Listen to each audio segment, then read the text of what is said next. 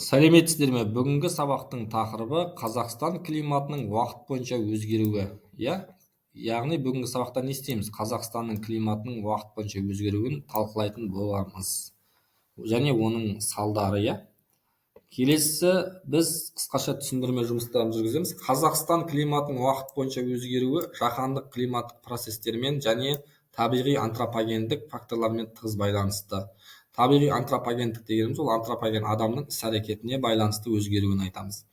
Соңғы 100 жыл ішінде ел аумағында орташа жылдық ауа температурасы шамамен 1,3-1,5 градусқа жоғарылаған. Бұл әсіресе жаз айларында байқалып, құрғақшылық пен буланудың артуына әкеледі.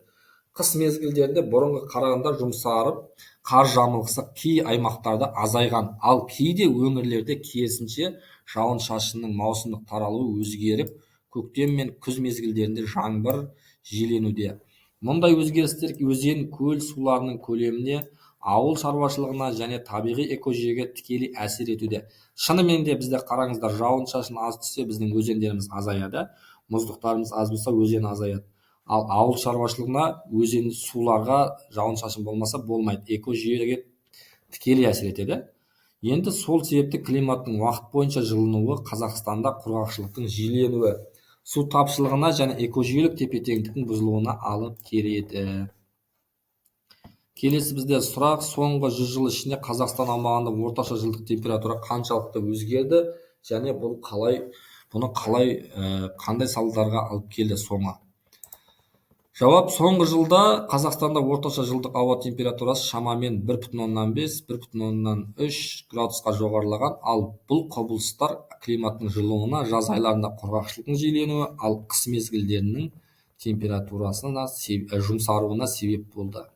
Нәтижесінде булану күшейіп, су тапшылығы мен егін шаруашылығына әсер етті. Шынымен де қарасаңыздар, шілде айларында бізде егін шаруашылықтарына күн қатты құрғақшылық болуына байланысты шаруашылық өте суаруға да су табуы тапшылық пайда бола бастады. Су табу өте төмен дәрежеге дейін жетті.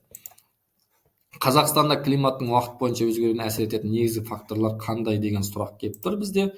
Жауап: Қазақстанның климаттық өзгеруіне әсер ететін басты факторлар жаһандық жылыну. Жаһандық дегеніміз әлемдік жылыну ғой енді.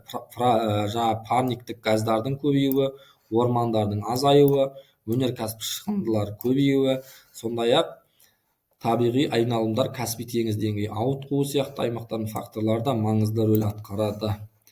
Яғни парник эффектінің пайда болуы дегеніміз ол солардың булануынан бізде жаһандық жылыну әсер етіп жатыр.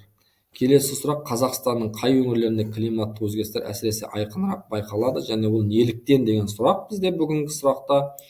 Жауап: климаттық өзгерістер әсіресе оңтүстік және батыс аймақтарда. Оңтүстік дегеніміз өзіміздің Шымкент қаласы, жаңағы Қызылорда, батыс дегеніміз Маңғыстау, Атырау, Ақтау облыстарын айтатын боламыз.